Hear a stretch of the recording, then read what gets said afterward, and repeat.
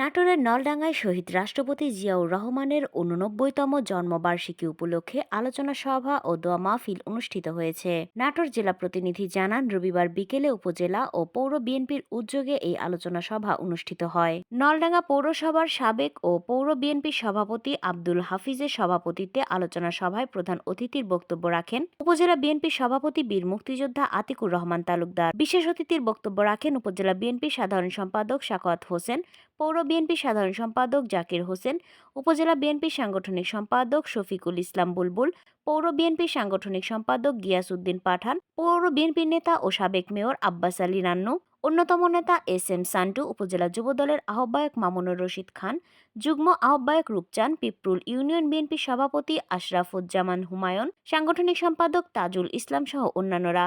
এরপর শহীদ প্রেসিডেন্ট জিয়াউর রহমানের আত্মার মাগফিরাত কামনা করে দোয়া ও মোনাজাত করা হয়। পরবর্তীতে শহীদ প্রেসিডেন্ট জিয়াউর রহমানের ১৯ দফা কর্মসূচি ছিল।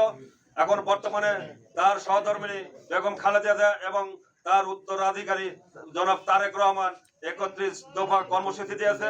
আমরা অতীতে ১৯ দফা কর্মসূচি যেগুলো পালন করেছি, যেগুলো আমি দুই একটি কথা বলতে চাই।